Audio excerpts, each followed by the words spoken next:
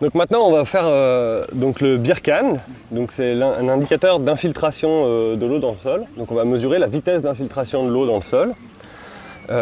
Donc pour ça, ce qu'on utilise, c'est un anneau finalement en PVC de 20 cm de diamètre qu'on va venir enfoncer dans le sol de 3-4 cm à la surface. On va choisir un endroit propice et le plus représentatif de notre parcelle. Pour l'enfoncer, on va avoir besoin d'une planchette qui va nous permettre d'être efficace, d'un marteau, ici, et plus tard, vous allez voir, pour verser finalement nos bouteilles, d'un sac plastique. Donc ça, c'est le matériel dont on aura besoin. Pour l'anneau, le diamètre de 20 cm, c'est 20 cm strict ou bien? Non, c'est pas strict, effectivement. Si vous avez 22 cm, c'est possible. Si vous avez 18, c'est possible. Il faut rester dans cette gamme de diamètre pour avoir quelque chose de quand même représentatif. Si vous prenez trop petit, ça ne va pas être possible.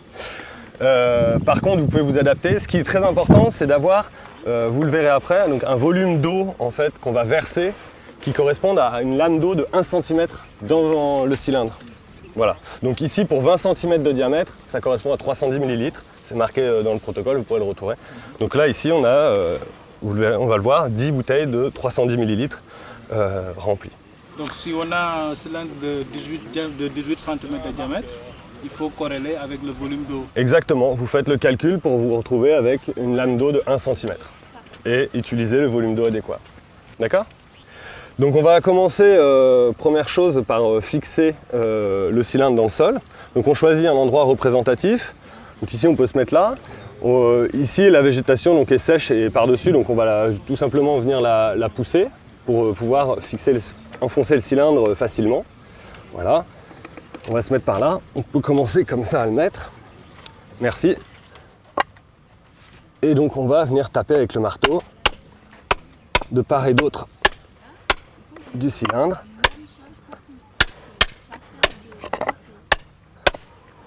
Voilà, je pense que là on est très bien.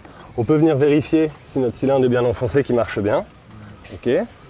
Dans le cas de sols qui peuvent être des fois argileux, et souvent c'est sur des sols qui sont plutôt argileux, un petit peu secs, vous pouvez avoir à l'intérieur ici du cylindre une fente qui s'est créée entre le sol et le cylindre. Alors dans ces cas-là, on viendra délicatement, parce qu'on n'aime pas venir perturber la surface de notre sol, mais délicatement potentiellement venir en fait faire une jointure ici, venir refaire la jointure entre le sol et notre cylindre. Bon, dans notre exemple ici, tout va bien, donc on va le laisser comme ça. Et la surface aussi du sol doit être le plus naturel possible. Le plus homogène possible et représentatif de votre terrain. Ouais, voilà. Alors ça, c'est pas notre cas ici, mais il peut arriver que vous ayez de la végétation. Alors, si vous avez de la végétation, vous fixez votre cylindre et après vous venez retirer la végétation. Alors attention, il ne faut absolument pas arracher, parce que là vous allez créer des zones d'infiltration préférentielles. Mais par contre, vous pouvez venir couper avec une paire de ciseaux ou un cutter, un couteau, peu importe, et vous venez couper la végétation. En fait, de couper la végétation, ça va vous permettre de vous créer un point dans lequel vous allez pouvoir regarder l'infiltration de l'eau. Parce que si vous avez un couvert trop important, vous n'allez pas pouvoir surveiller l'infiltration de l'eau que vous voulez mesurer. D'accord ? Donc maintenant, on va avoir besoin de quelqu'un qui a un chronomètre. On a donc besoin de 10 bouteilles, donc remplies ici de 310 ml avec le volume adéquat par rapport au diamètre de votre cylindre. Et on va les vider l'une après l'autre en attendant que chacune s'infiltre. Dès qu'une s'est infiltrée, on va mettre la suivante. Et à chaque fois, on va noter le temps qui s'est écoulé jusqu'à que la bouteille soit infiltrée. D'accord ? Alors 10 bouteilles, on aura donc un temps et on va pouvoir corréler ce temps avec les volumes et ça va nous donner donc une courbe, ici, une courbe d'infiltration de l'eau. Alors on a souvent en fait à peu près les 3 premiers points, des fois 2, des fois 3, des fois 4, souvent 3 points qui ont finalement une pente ici corrélée qui est plus importante que la suite. Alors ça c'est dû à ce que en fait, les premiers points remplissent la microporosité du sol et qu'après, l'infiltration se fait à travers la macroporosité sur un sol saturé. Et c'est cette infiltration-là qui nous intéresse maintenant.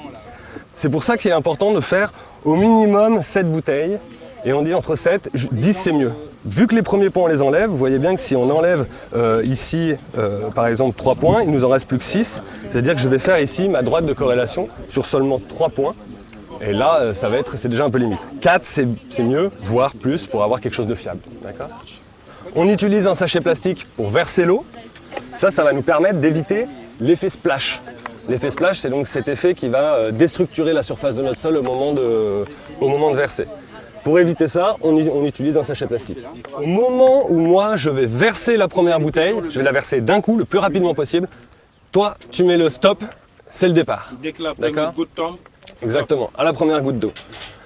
Donc je vais te dire, attention, 1, 2, 3, top, c'est parti.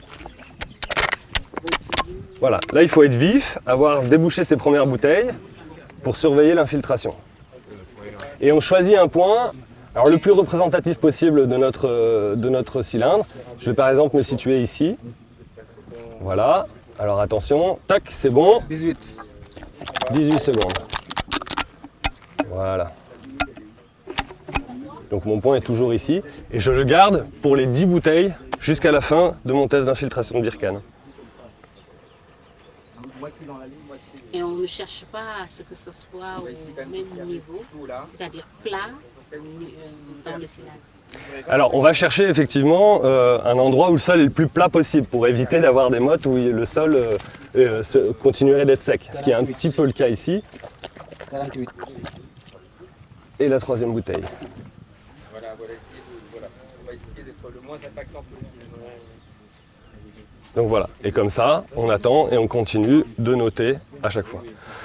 Alors pour le Birkan, vous pouvez tout à fait être tout seul sur le terrain. Au début, les premières bouteilles sont rapides, donc il faut peut-être retenir en mémoire le temps de noter. Voilà. Mais globalement, après, ça prend plus de temps et vous pouvez tout à fait être tout seul et faire votre Birkan sur tous les points. Ce qui est important, c'est que la personne qui fait souvent la personne qui fait le Birkan pour, comme toujours dans les outils Biofunk Tool, s'il y a une erreur qui est faite, elle est faite la même sur l'ensemble des points.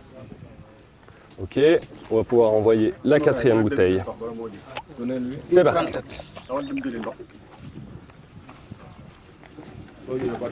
Très bien. Ok. 14,45. Donc 14,45, je mets la 8e bouteille.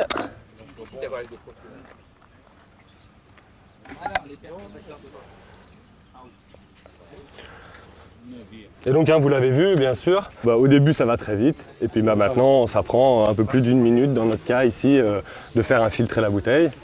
Donc là globalement je sais plus, ça prend à peu près entre 10 minutes et un quart d'heure ici.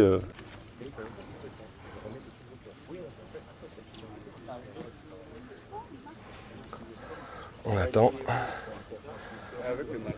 Toujours le point. On va bientôt être bon. Voilà. Et donc 15,37.